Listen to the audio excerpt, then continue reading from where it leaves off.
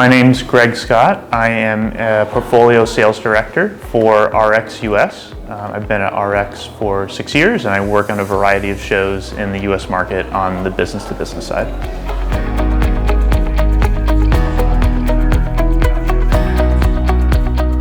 It's a good question. I'd say we know, looking at it from the exhibition side and from understanding data from the Exhibitions and Conferences Alliance, which is an organization we follow, that volatility in the tariff policy, so the changes that occur, it increases costs for small businesses, for venues, for exhibitors, for those exhibitors that are coming from all different types of industries and attendees. And especially a number of the events that are in the US, we have a big international component. So SEER, which is an organization in the US that tracks that, say 44% of US events have an international component. That means basically that as an industry, we're still trying to figure out exactly what industries are affected in terms of costs, how can we better understand and support our customers in all of the different industries that we work with. And I think as things change, hopefully the clarity that the government provides to each specific type of product will make it a little bit more well known. Right now it's still fairly early in that process.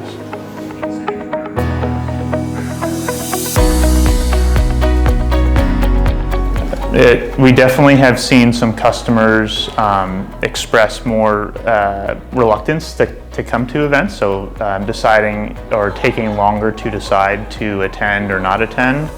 And I think it all comes down to people want to understand the costs that are associated with it, whether that's travel costs, any sort of import costs to bring markets or goods into the US market. But again, I think we're hopeful that as the federal government in the US gives more clarity on the levels, it seems that over time that's made it a little bit, a little less concern for exhibitors and attendees, as they know kind of what the stakes are to come into the US. And from our side, we're working with customers on the exhibitor side, we're working with attendees to really just work and understand their needs and figure out, okay, this is an issue for us. What information do they need to make a decision about coming to the event, and how can we support them in that process? That being said, a lot of these policies went into effect in March, and we've had a number of our shows this year that have had really, really positive attendance, especially as we've gotten more clarity. So JCK, which is a jewelry show, that took place in June, had a very strong turnout on the exhibitor and attendee side, which is a good sign that people are figuring it out as they get more information.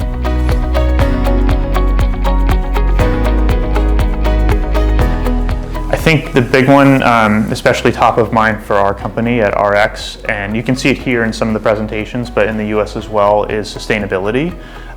We're working with a number of our global partners, whether it's venues or event service providers and exhibitors, to try and understand how to bring more technology into events, whether that's on site or pre-show. Our RX China colleagues, they do a lot of digital things ahead of the show. So the more that we can work in that space and reduce waste and use better energy going into events, it seems like that is that's a big push for us as a company at RX globally and also within the US. We do have a number of our events that are trying to push sustainability because it's important to attendees and to our exhibitors. So ISC West, which is a security show, they sent out a sustainability guide to exhibitors ahead of the event to show how to use less waste. Things like that I think are still really prevalent in a lot of the industries in the US.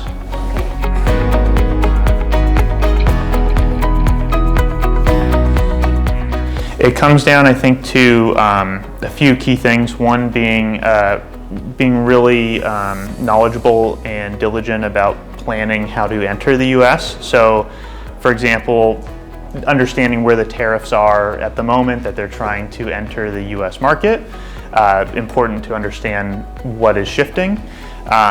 Additionally, do a lot of research about consumer behavior in the US and how that's changing. I think that allows Korean companies to get an advantage over their competition if they can understand what consumers in America are looking for or what's important for them. That can be very beneficial when a Korean company comes to a US show or into the US to provide that value. And then also obviously financial planning about all costs involved of entering the US market is very diligent, but I'll say planning is only one part of it. I think if there's opportunity that they see, sometimes when things change, it also opens up additional opportunities we did not know about. So being on the front end of the change and being proactive is very important for companies to enter the US market.